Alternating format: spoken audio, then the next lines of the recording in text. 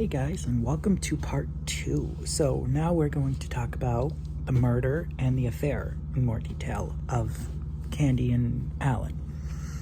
So Candy and Alan had an affair. In 1978, they started meeting at a local hotel, splitting the costs of everything. And it would continue until 1979. So, that was a bit of time. There were some rules that they followed during the whole affair.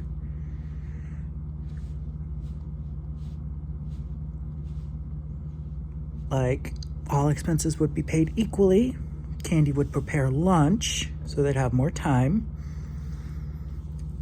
And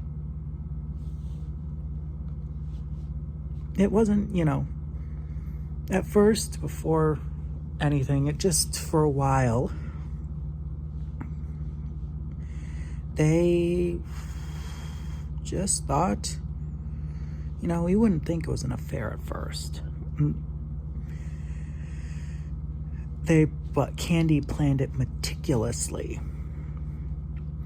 And it, like I said, it wasn't really much of an affair at first. It was, you would think outside two friends having lunch, minus the hotel and everything. But the rules were pretty simple. They were very planned out and everything. They were not to hurt Pat or Betty. Well, that ship sailed, huh? Candy was in charge of everything. Alan wanted to refuse at first, but he couldn't after a point.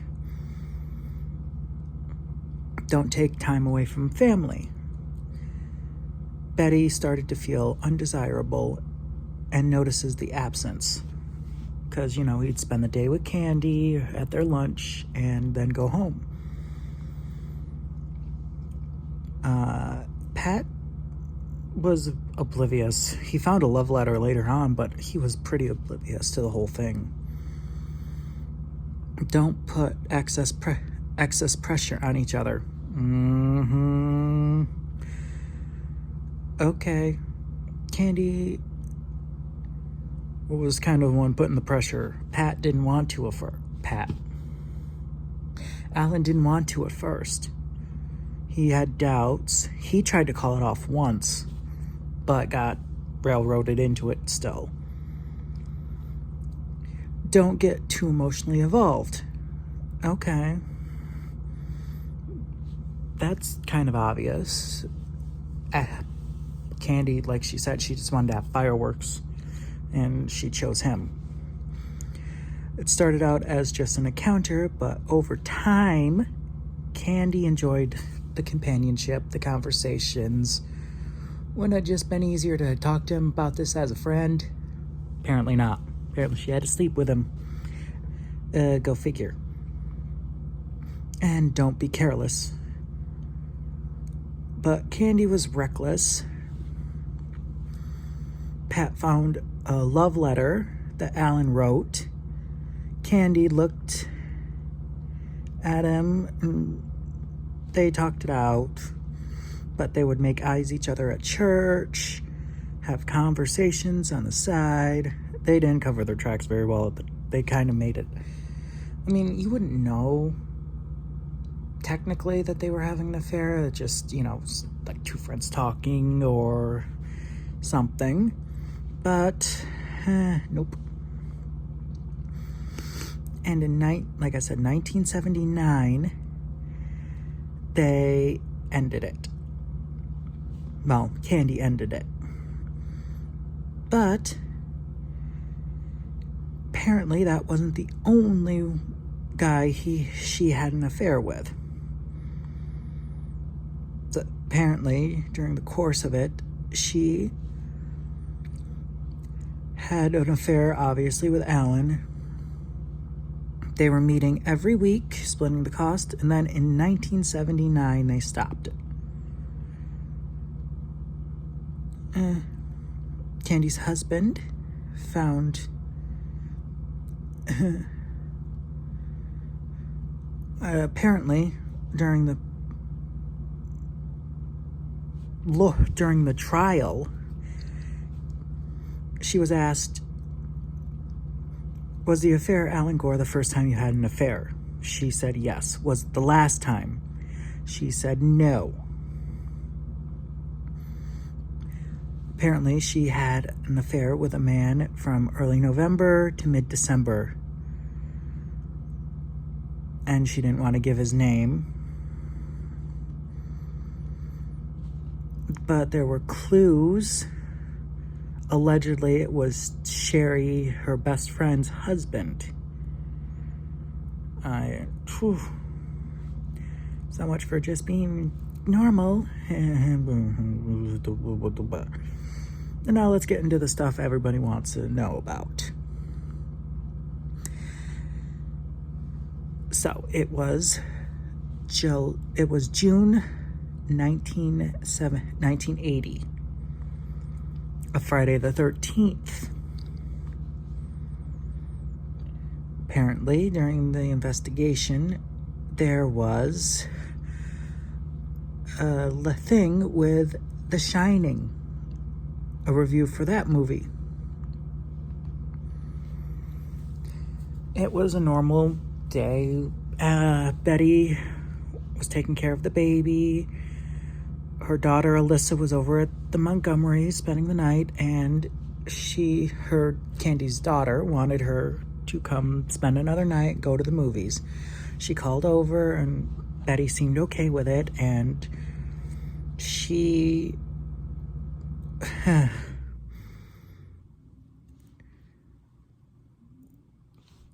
they went with it. Candy went over to the house to get the swimsuit because she had a swim lesson she had to take Alyssa to. And when she got there, she was told she would need peppermints for Alyssa because she didn't like putting her head underwater. It was a fear or something. I'm not 100%, but they gave her a peppermint candy as a reward for doing it. Sticking her head under the water.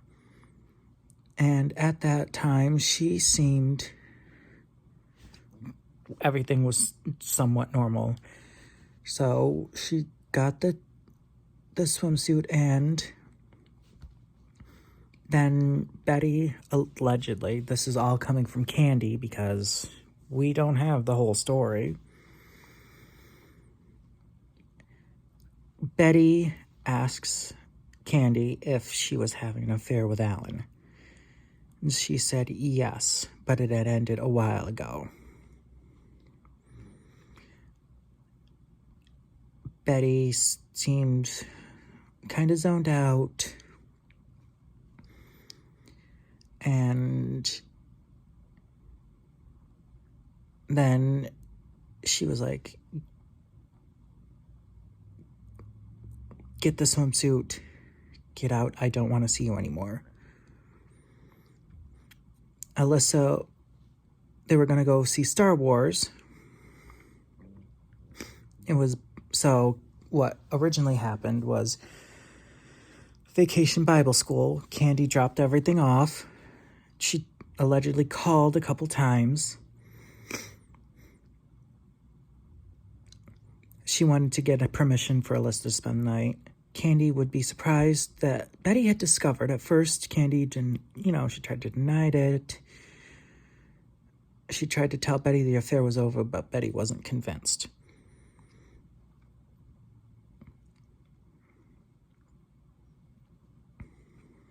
So she went to the utility room, which is like the laundry room, whatever. And that's where the fight broke out. Betty was allegedly saying, you can't have him. And Candy was saying, I don't want him. And then that morning, Candy struck Betty 41 times with an axe. And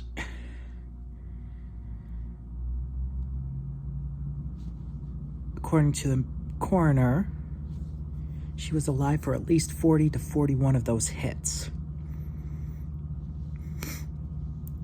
40 of those hits. She was hit 41 times. Then Candy took a shower, went back home, got her clothes changed, washed. Her heart was still beating, Betty's, for 40 of the blows. She took a shower, then went about her daily business. She went out to pick up, run her errands, and then went back. And when she was there, she was telling the story that she went to go see Betty. They lost track of time. She went to go get Father's Day cards. She looked at her watch, noticed it stopped, asked what time it was, and then went back to the Bible school. Meanwhile, Alan was out of town on business, trying to call, no answer, until later that night he asked some neighbors to go over and go check on Betty. There was no answer. They got in the house. At first they thought she was shot. It was dark and it was scary and they weren't sure.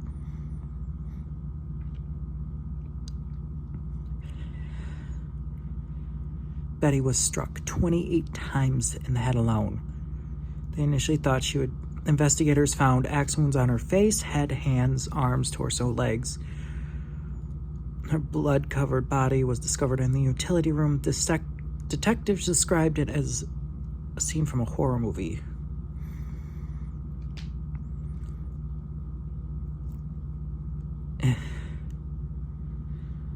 The amount of overkill, states, was rage, and they thought it was a crime of passion.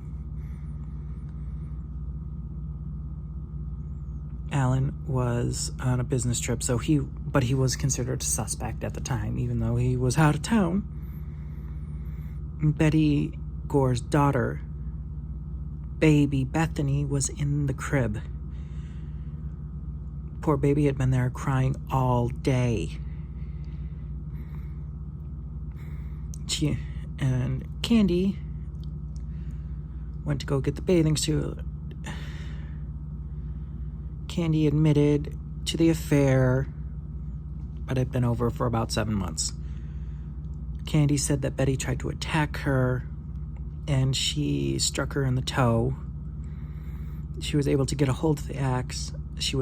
Candy sustained a head injury and bruises, but it was all self-defense.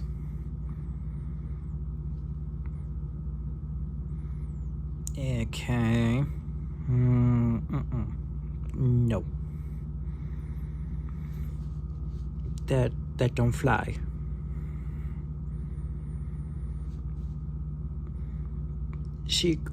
Alan was asked by the police if he was having an affair. Initially said no, because they were thinking crime of passion. That they had asked if Betty had an affair. He said yes, but that was a long time ago.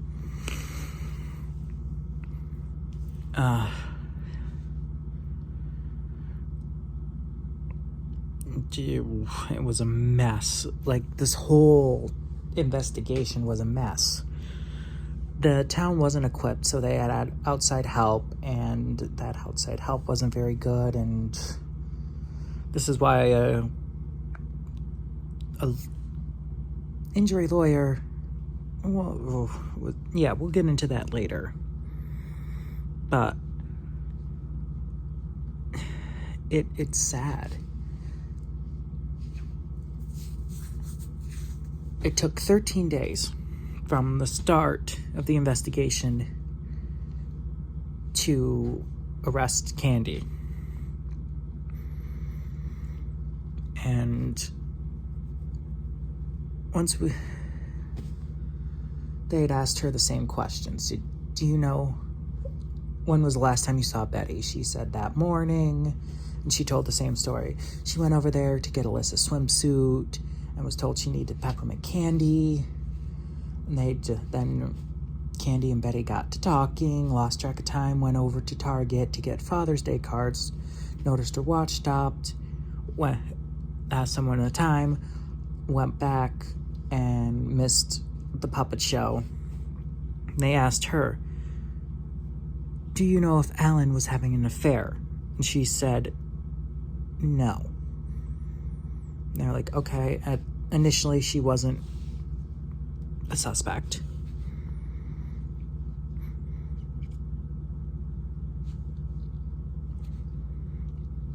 But things weren't adding up.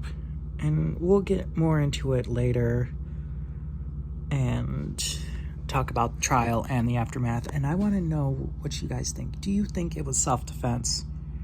Do you really think Candy killed Betty in self-defense?